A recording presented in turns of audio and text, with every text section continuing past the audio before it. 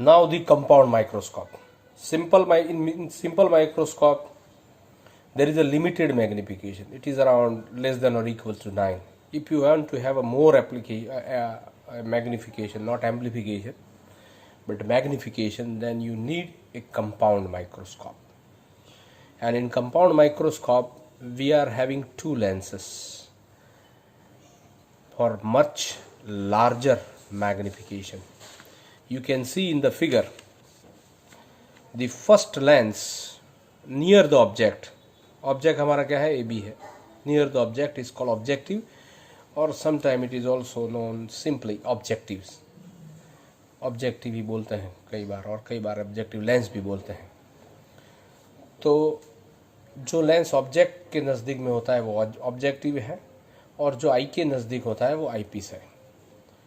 You can see in the figure the image of object A B is formed due to objective at B dash A dash. You can see the image of AB is obtained as A dash B dash with this objective lens. How this image is obtained we know very well. एक रे लेना है जो parallel है, जो axis के parallel है, हमेशा फोकल पॉइंट में से ही पास होता है, second focal point of the objective lens में से पास होगा. और दूसरा ray perpendicular without getting refracted, it move straight, ये सीधा जाएगा. दोनों मिलके इधर इमेज फॉर्म करेंगे ए डैश बी डैश. उल्टा इमेज, वर्चुअल नहीं है ये, real and inverted image, real and inverted image. Whatever the image formed here due to objective would act as a object for the eyepiece. Eyepiece lens के लिए वो object बन जाएगा. तो उधर से भी देखिएगा, तो इधर से जो इमेज है, दो रे लीजिए, दो रे का रिफ्रैक्शन आई तक पहुंचता है, तो यू जस्ट एक्सटेंड इट. ये रेस को आप एक्सटेंड करो. आपसे हम सीधी लाइन में ये सारी चीज़ें देख सकते हैं. तो सीधी लाइन में एक्सटेंड करो तो इमेज हमको मिलता है A double dash B double dash at a distant D which is a near point. Near point पे मिलेगा तभी ठीक से दिखाई देगा. उससे कम डिस्टेंस पे अगर मिलेगा तो वो इमेज, जो final image A dash B dash मिलता है, वो ठीक से दिखाई नहीं देगा. अब इसका मैग्निफिकेशन क्या है उसके बारे में बात करते हैं. अब आगे तो magnification. The magnification is simply ratio of image height to the object height. First हम बात करेंगे मैग्निफिकेशन किसका, तो ऑब्जेक्टिव लेंस का. तो here you can see from the figure का थोड़ा पार्ट हमने लिया है इधर to use the geometry of the figure. Turn beta, that is opposite side by adjacent side. So turn beta, that is h by fo, and same turn beta, that is h dash by l. Turn beta left hand side पे same है, तो you can compare equation 1 and 2 and you will get this h by fo is equal to h dash by l. h dash by h एक तरफ ले लीजिए तो fo by l. h dash by h क्या है, तो magnification. पर किसका मैग्निफिकेशन है, ऑब्जेक्टिव का, इसलिए हमने एम ओ लिखा है. This is not M0 but M O. So we got a magnification for the objective lens as FO by L. अब हम जानते हैं कि जो दूसरा लेंस है eyepiece lens, that act as a simple microscope, और उसका हमें मालूम है, वो हमने अगले जो वीडियो है उसमें डिस्कस किया है कि कितना होता है मैग्निफिकेशन उसका सिंपल माइक्रोस्कोप का, D by FE.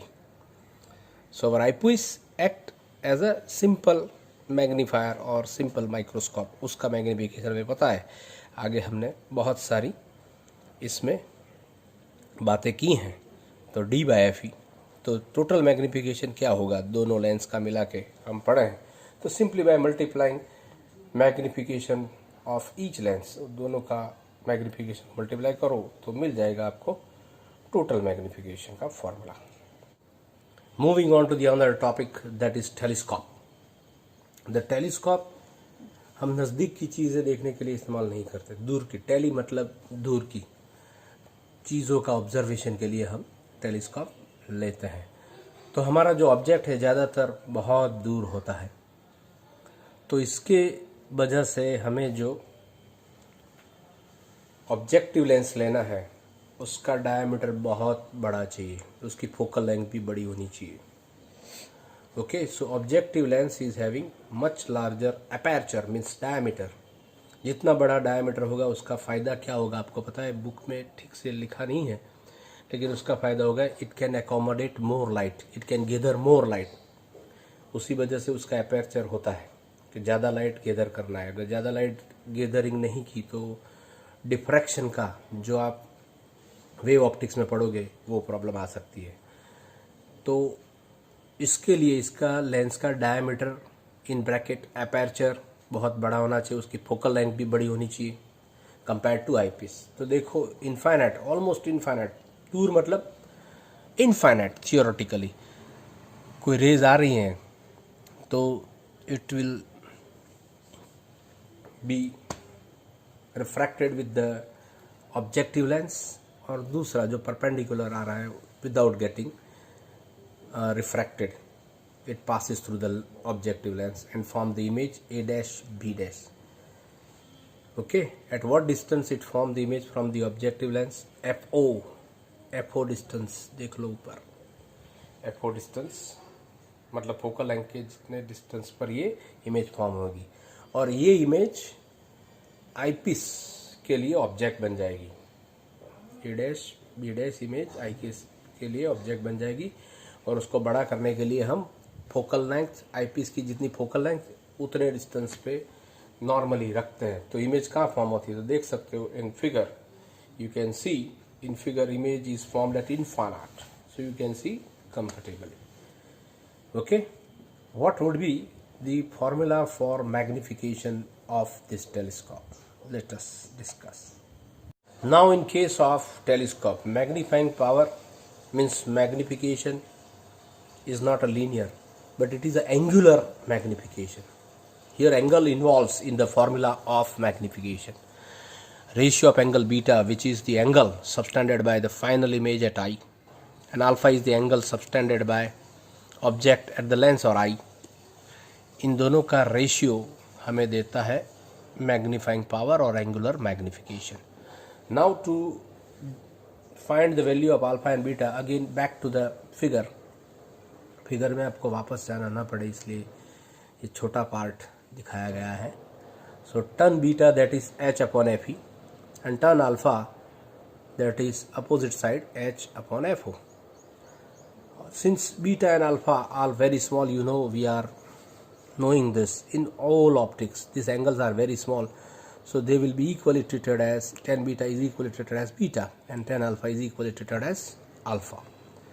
Okay, now substitute value of beta h upon fe, alpha h upon fo, so you will get formula for the magnification, angular magnification rather, of the telescope is fo by fe. One more quantity that having its role, that is a length of the telescope tube. कैसे define करते हैं उसको? fo plus fe, fo plus fe के summation को हम क्या बोलते हैं? Length of the telescope tube. अब आगे, अब हम रिफ्लेक्टिंग टाइप टेलीस्कोप पे देखेंगे. तो क्या प्रॉब्लम थी वो लेंस वाले टेलीस्कोप में? तो लेंस वाले टेलीस्कोप में ये प्रॉब्लम होती है कि उसमें दो टाइप के एब्रिएशन आते हैं. One chromatic aberration, another is a spherical aberration. Sometime it is also known as distortion. इसको simple distortion भी बोल सकते हैं. दूसरी चीज़, अगर हमें बड़ा लेंस को माउंट करना है then it is difficult to mount because of its weight. उसका वेट बहुत ज़्यादा होता है.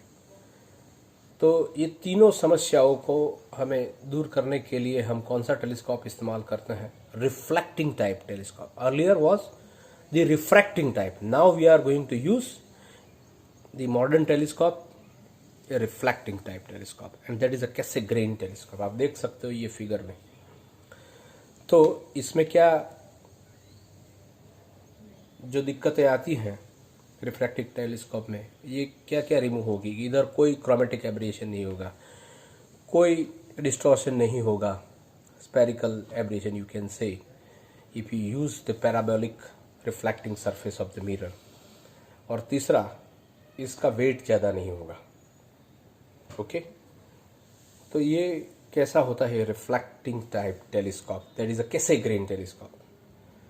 इसमें दो मिरर होते हैं। एक मिरर में जो ऑब्जेक्ट से रे आती है वो पैरेलली होती है, क्योंकि object theoretically it is eight infinite. तो वो रे, ये कैनको मिरर क्या करता है, रिफ्लेक्ट करने के बाद इसको फोकस करता है केज में। ओके, तो इधर with the reflection you can have the image of the distant object. But इधर एक और दिक्कत है कि जो हमें इमेज दिखेगी वो केज में दिखेगी, मिरर के केज में जाके देखना पड़ेगा।